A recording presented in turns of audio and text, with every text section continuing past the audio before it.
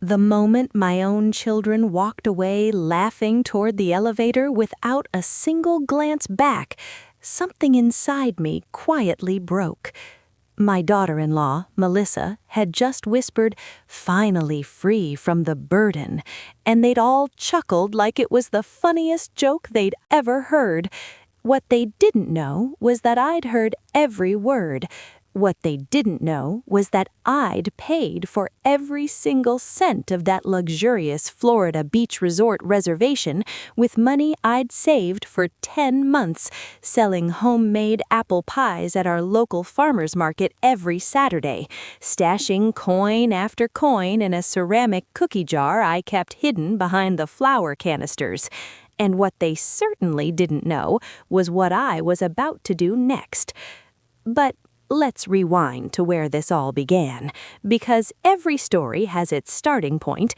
Mine started 3 weeks earlier, on a perfectly ordinary Tuesday afternoon in my little Georgia kitchen, the autumn sun streaming through the lace curtains my mother had made 60 years before. I was preparing my afternoon tea, Earl Grey with just a whisper of honey, the same ritual I'd followed every day since Henry passed away 4 years ago, when my phone chimed with that special ringtone I'd set for my eldest son, Robert. "Mom, I have the most wonderful idea," he said in that sweet, persuasive voice he'd used since childhood whenever he wanted something. I felt that familiar flutter in my chest, that hopeful leap my heart always made when my children included me in their lives. "What if we took a real family vacation for Thanksgiving?" he continued, excitement bubbling through the phone. "All of us, together, like we used to when Dad was alive. I found this incredible resort in Destin, Florida. White sand beaches, 3 pools, kids' activities, the whole package. It would be perfect, Mom." I set my teacup down, my eyes filling with tears I tried to blink away. It had been so long, really years, since I'd felt truly included. Family dinners had become affairs where I served the food and cleared the plates while they discussed careers I didn't understand and vacations I wasn't invited on. I was always in the kitchen while laughter flowed from the living room. "That sounds absolutely wonderful, sweetheart," I managed, my voice catching just a little. "When were you thinking?" "The week of Thanksgiving. 7 whole days, Mom. Imagine, me, Melissa, David, and Sarah, all the grandkids, and you, one big happy family again." He paused, and I could almost hear the smile in his voice. "There's just one tiny detail, though. The resort needs one person to handle the reservation. Would you mind taking care of it? We'll all chip in and pay you back, of course." Of course, it was always like this. I was the one who put my name on the line, who handled the paperwork, who guaranteed everything while they enjoyed the fruits. But this time, I didn't mind. This was my chance, my opportunity to show them how much I loved them all, to create memories that would last long after I was gone. "Of course I will, darling. You can count on me." That same afternoon, I called the resort. A cheerful young woman answered. "Sapphire Shores, this is Chloe speaking. How may I help you today?" "I'd like to make a reservation for 11 people, please," I said, my heart doing that little nervous dance it does when I'm stepping outside my comfort zone. "Wonderful. For what dates?" "November 19th through the 26th. I heard her clicking of her keyboard. "All right, let me see what we have available. Perfect! We have 3 Ocean View family suites available. That would be $5,200 for the week, all inclusive."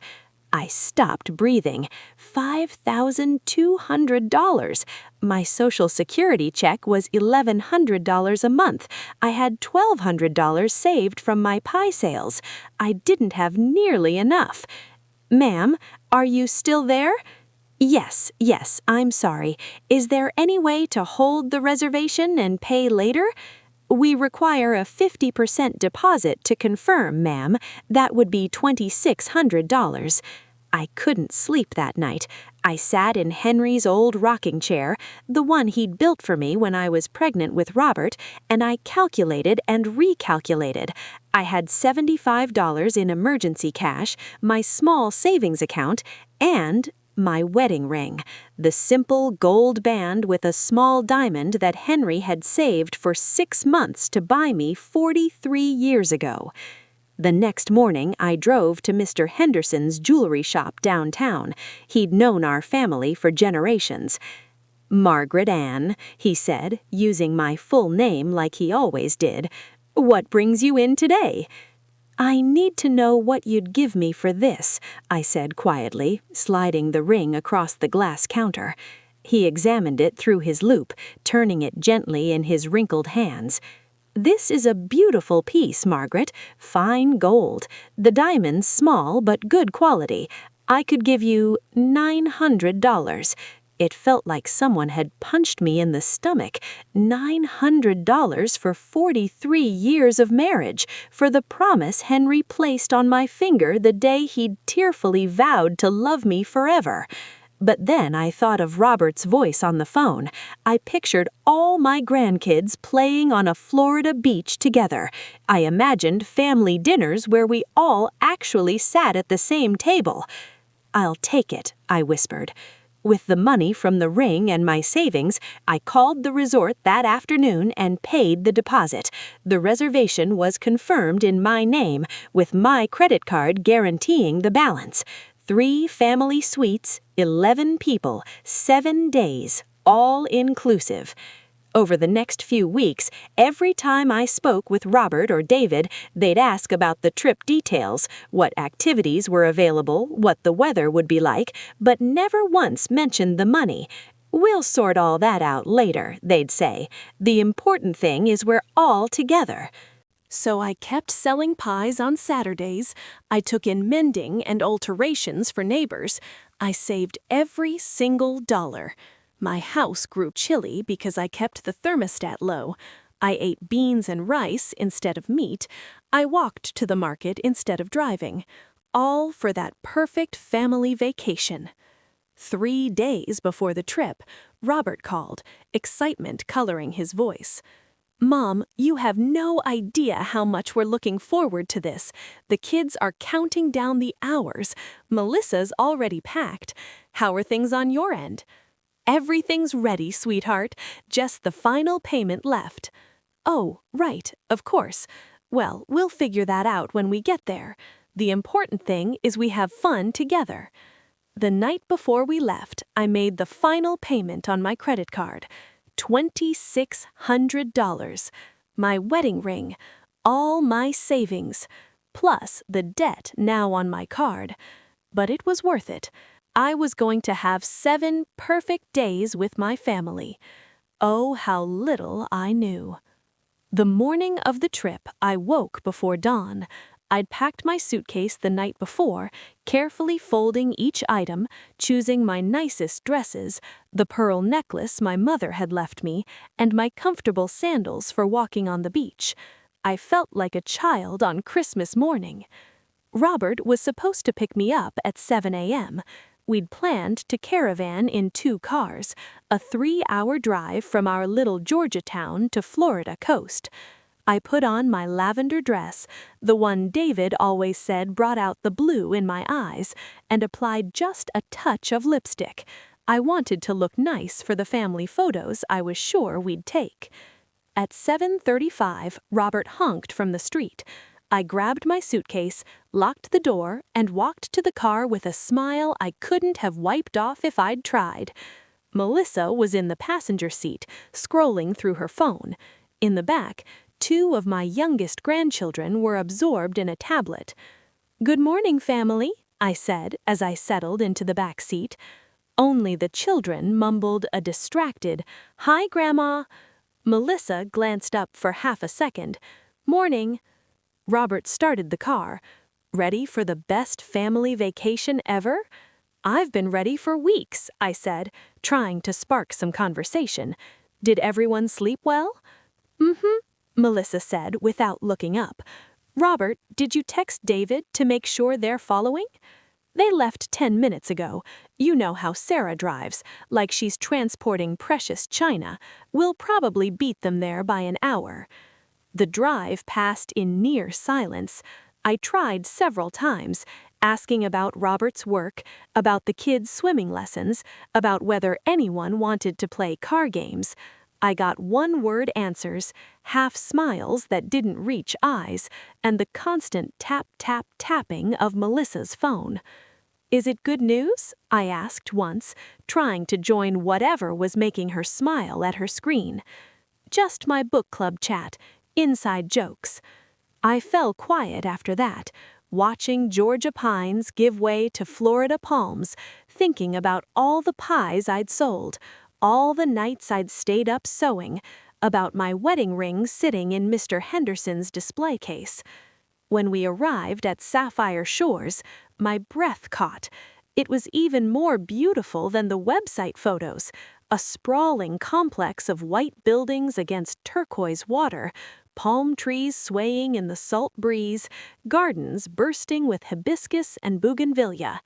It's breathtaking, I whispered, my heart swelling with something dangerously close to happiness.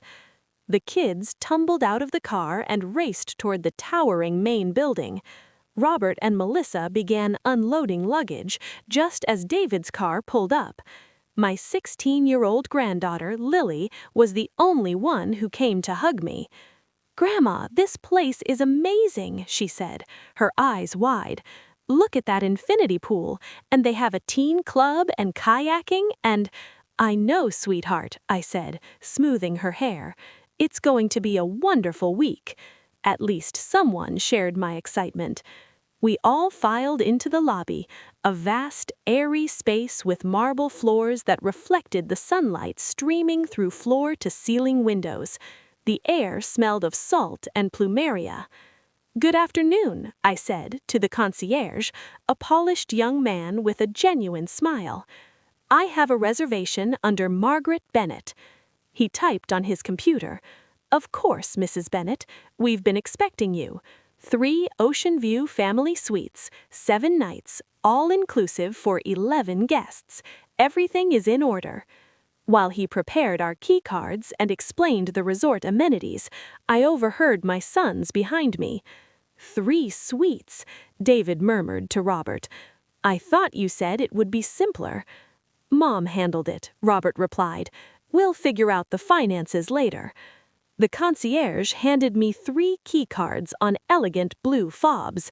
"Your suites are in the coral wing, all with private balconies overlooking the Gulf. Breakfast is served from 6 to 10, lunch from 11 to 3, dinner from 5 to 9. You have full access to all facilities." "How wonderful!" I breathed, turning to share the moment with my family. But when I turned, they were gone. All of them. Robert, David, their wives, most of my grandchildren. Vanished. Only Lily remained, looking at me with an expression I couldn't quite read. "Where did everyone go?" I asked, that familiar sinking feeling returning to my stomach. "They went ahead to the rooms," Lily said, biting her lip. "Dad said we'll all meet up later." Without waiting for me, without the keys. "Lily," I said gently, "what's really going on?" She sighed and pulled out her phone. "Grandma, there's something you need to see." She showed me her screen, a group chat called Drama Free Zone, with messages that began carving cracks in my heart. Just arrived, the old lady handled everything as usual. Perfect. Now we can actually relax without constant commentary. Did you see her face at check-in? So embarrassingly excited. Well, at least she's useful for something. Let her do her own thing. We'll do ours. The blurs blurred before my eyes. I felt the marble floor tilting beneath my feet. $2,600. My wedding ring. 10 months of work. All so they could have a drama-free vacation. From me. Grandma? Lily's voice sounded far away. Are you okay? No, I wasn't okay, but I also wasn't defeated. I stood there in that beautiful lobby with 3 key cards in my trembling hand, and something shifted inside me, something fundamental and permanent. The old Margaret would have cried quietly in her room. She would have ordered room service to avoid being a burden. She would have watched from her balcony while her family enjoyed the vacation she'd paid for. But that woman, she died somewhere between reading those messages and feeling her wedding ring slip from her finger at the jeweler's. "Lily," I said, my voice surprisingly steady, "how long has this group been going?" She scrolled up. Since Uncle Robert first suggested the trip. Look!" There it was, in digital black and white.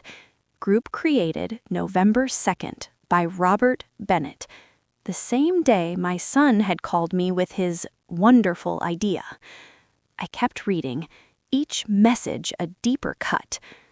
Already talked to Mom, she bought it completely. Good. If she messes up the booking, we'll fix it. Main thing is she pays. Just to be clear, no mandatory family time. Everyone does their own thing. Confirmed with front desk. Since it's in her name, she can make changes. Perfect. We'll get her to transfer everything to our names tomorrow. Then, on the last day, we'll say there was a billing error and someone else needs to settle it. There it was, the full plan. Not just excluding me, but planning to leave me with the entire bill. "Grandma?" Lily touched my arm gently. "What are you going to do?" I looked at my granddaughter, this kind, honest girl caught in the middle of adult betrayals, and I smiled, a real smile this time. "I'm going to teach them," I said quietly, "that every action has a consequence." That afternoon, while my family enjoyed the beach on my dime, I executed a plan with a clarity that surprised even me. First call, my bank. I need to report a potential fraudulent dispute on my card. Second call, the resort manager's office. I have a sensitive family situation. Third call, my attorney, who'd handled Henry's estate. "James, I need your help with something." Because if my children thought they could play me for a fool, they were about to learn they'd underestimated the woman who'd raised them. At dinner that night, I watched my family with new eyes. I saw Robert order the most expensive steak without glancing at the price. I watched David get a 3rd cocktail. I saw Melissa and Sarah whispering together, occasionally glancing my way with expressions I could now decipher perfectly. "Mom," Robert said during dessert, "about the rooms. Maybe it would be easier if we all had our own key cards, in case of emergencies."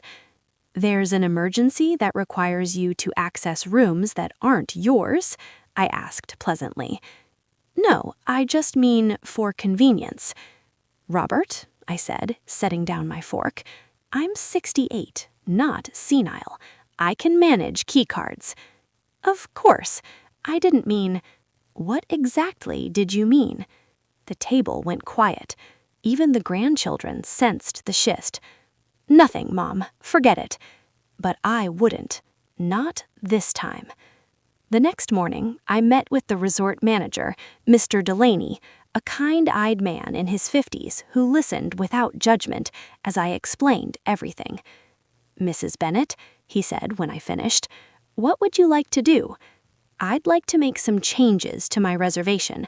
I slid a piece of paper across his desk with room numbers written on it.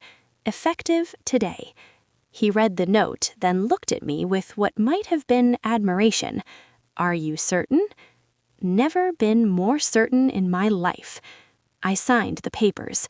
I had my attorney's documents notarized at the resort's business center, and then I waited.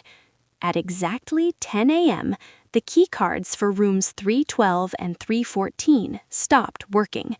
At 10:07, Sarah tried to return to her room for sunscreen and found her card useless. By 10:15, they were all at the front desk, confused and angry. At 10:30, Robert called me. "Mom, there's some problem with the rooms." "I know," I said calmly. "It's not a problem, it's a choice." "What choice?" "My choice." The confrontation happened in my suite at 11 a.m. All four of them, Robert, David, Melissa, Sarah, faces painted with fury and panic. "What is going on?" Melissa demanded before I could even speak. "I canceled your rooms," I said simply. "You can't do that," David exploded. "We have children." "The same children you hired a nanny for so they didn't have to spend time with me?" I pulled out my phone with the screenshots Lily had sent me. The color drained from their faces as they read their own words. "It's not what it looks like," Robert began weakly. "Then explain, finally free from the burden, Robert. Explain drama-free zone. Explain planning to dispute charges you knew were legitimate." The silence that followed was the loudest sound I'd ever heard. "Mom," David finally whispered, "we're sorry." "Are you?" I looked at each of them. "Or are you just sorry you got caught?" Lily appeared in the doorway then, her suitcase beside her. "I'm going with Grandma," she said quietly but firmly. "You can't take our daughter," Sarah cried. "I'm not taking her. She's choosing." And as Lily and I walked through that beautiful lobby for the last time, past my spluttering children and confused grandchildren, I felt something unexpected. Not sadness, not anger, but peace. We didn't go home. We went to a smaller, quieter inn down the coast, where we built sandcastles and ate ice cream for dinner, and talked about things that actually mattered. For the first time in years, I felt seen, valued, respected. And as for my children, they learned the hardest lesson of all, that love isn't a renewable resource you can keep drawing from without ever replenishing, that respect is earned through actions, not demanded through obligation, that mothers and grandmothers are people too, with boundaries, with breaking points, with dignity that's not for sale at any price. So, as you drift towards sleep tonight, dear listener, remember this. Your worth isn't measured by what others take from you, but by what you choose to give from a full heart. Setting boundaries isn't cruelty, it's self-respect. And sometimes the most loving thing you can do is stop allowing yourself to be treated as less than you deserve. Let that truth settle over you now like a soft blanket. Release any burdens you've been carrying for others. Feel the weight lifting from your shoulders. You are enough, just as you are. Your love is valuable, your presence is a gift, and anyone who doesn't see that, that's their loss, not yours. Breathe in and out. Let your muscles relax, your mind quiet, your heart soften. Imagine yourself on a peaceful shore, the waves washing away all that no longer serves you, leaving only peace, only healing, only rest. You are safe, you are valued, you are loved. Now sleep, dear one, and may your dreams be as gentle as the morning tide. Good night. Thank you for listening. If this story touched your heart, I'd love to hear where you're listening from in the comments. Remember to subscribe for more bedtime stories that heal the heart and calm the mind. Until tomorrow night, sleep well, dream deep, and know your worth.